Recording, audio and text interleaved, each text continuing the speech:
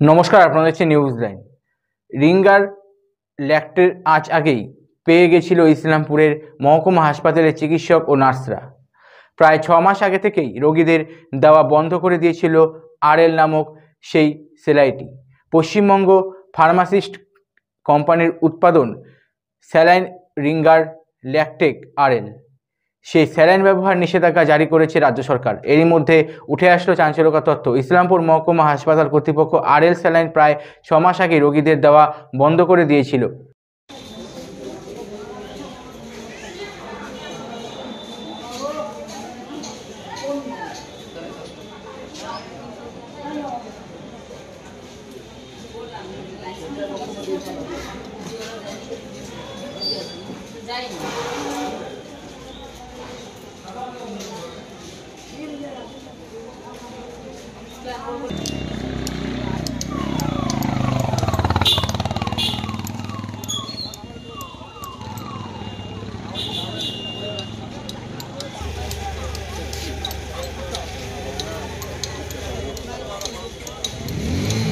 বললাম যে এই যে মানে যে আরেক কথা হচ্ছে যে স্যালাইন নিয়ে বিতর্ক যার ফ্যাক্টরি হচ্ছে ত্রিপুরায়, তো স্যার এই স্যালাইনটা কি আমাদের ইসলামপুর হাসপাতালে চলতো কি? এই স্যালাইন জানি না, কিন্তু ওখান থেকে আসছে কিনা জানি না, কিন্তু আরএল নিয়ে একটু কেঁপে জ্বর আসতো, একটু না বেশ ভালোই জ্বর আসতো।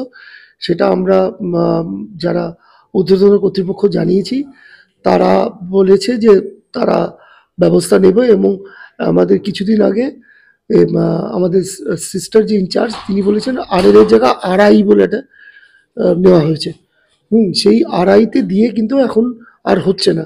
আমরা সেই পুরনো অভ্যাস মতন এনএসআরএল লিখে যাচ্ছি, কিন্তু মানে সিস্টাররা কিন্তু আমাদের বারবার বলছে আমাদের পুরনো অভ্যাস, কি বলবো। তো আরআই দেওয়ার পরে আর হচ্ছে না। নিশ্চয়ই তারা দেখেছেন, সেই জন্য এটা হচ্ছে। ডাক্তারবাবু, আপনি তো বিষয়টা জানেন যে কোনটা পশ্চিমবঙ্গ ফার্মাসিউটিক্যালের?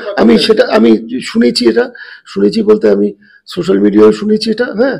কিন্তু এইগুলো তো অ্যাডমিনিস্ট্রেটিভ ব্যাপার, আমি অন গড এগুলো আমি জানি না, মানে ওখান থেকে নেওয়া হচ্ছে কিনা জানি না, কিন্তু আরএল এ হতো, এ বিষয়ে কোনো সন্দেহ নেই। আরএল এর পেশেন্টদের যখন দিতেন আপনারা যে স্যালাইনটা ব্যবহার করতেন, তখন পেশেন্টদের মধ্যে কি কি লক্ষণ দেখা যায়?